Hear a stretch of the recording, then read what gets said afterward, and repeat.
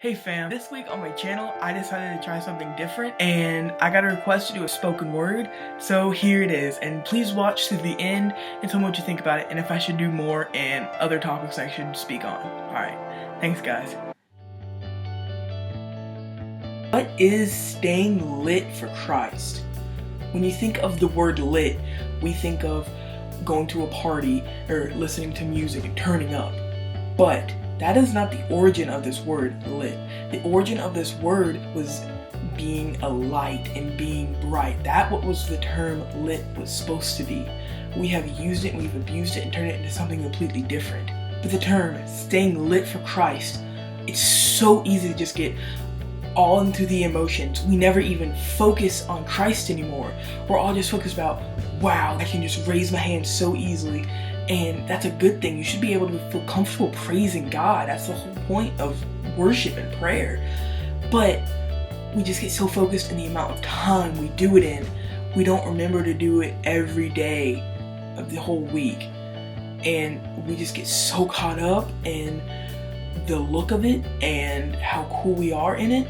We just need to focus on God and keep our mind straight. Another word we could use is persevere. Persevere means continue in a course of action, even in the face of difficulty or with little or no prospect of success. Persevere, just push through, even when you have friends, you have family, you have people at school just pushing you to do stuff you don't want to do. You need to persevere, stay lit, keep that light of God in your heart because He lives in you, and keep your path straight. Don't focus on the things on the sides. Just focus on God, just focus on Him. You may think this is impossible. Staying lit, meditating on His Word every day, doing all the things God wants me to do, that's impossible. No, we strive and persevere for success, just as Jesus did. He was the perfect sacrifice. He had to be perfect. He is our goal of what to be. We are a mirror of Him. We should be His reflection. He asks us to be His reflection. That's our duty as a Christian, to be His reflection. Joshua 1:8 says, "Keep this book of the law always on your lips. Meditate on it day and night, so that you may be careful to do everything written in it. Then you will be prosperous and successful." Joshua set it up for us so easily. A man of God just used God's words through him. It says, verse 1 of chapter 1 of Joshua, "After the death of Moses, the servant of the Lord said to Joshua," He said these words to Joshua. He spoke the words to him.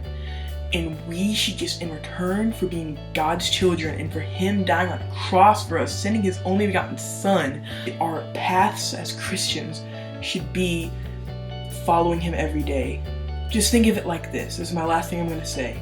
You have a best friend, most likely. Most of us have best friends or family members that we just trust with everything. And you normally talk to them like every day. You see them at school, see them at the house, see them anywhere, and you don't talk to them, and they're trying to talk to you.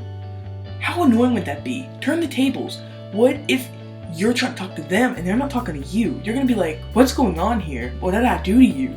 That's exactly what God goes through every day. When He tries to talk to you, He tries to talk to somebody, He's just like, hey, can you listen to me? Can you hear me? I'm your Father, I love you. But we don't want to listen. Talk to God every day. It's easy. Even when you think He's not listening, I guarantee you He is. And if He's not answering your prayers, don't say, oh, God's not real, He's not answering my prayers. That just means He wants you to learn from your mistakes. He wants you to persevere. Even if it doesn't look like there is any end, He wants you to push through. And that is our duty as a Christian. God isn't our magic lamp that we rub and we get magic wishes. He is God. He has a greater plan. And if it doesn't make sense to us why He's not doing this for us, it will make sense in the future and when we get to heaven. I guarantee that. I always have friends saying, Josh, why aren't you mad at God? It's been 9 months since your wreck. You have people praying for you. You pray for your healing in your leg and your hands. My thing is, the only reason God hasn't healed me yet is because He's using this to build my testimony. I could never, ever even possibly imagine what people go through in wheelchairs every day. But now that God has put me through this, I can relate to them completely now. And so just count your blessings and learn from your mistakes, and remember to talk with God every day as He talks with you every day. Yes, in the morning, in the nighttime. Thank Him for everything He gives you, and that's how you stay lit for Christ. And remember, be the change you want to see.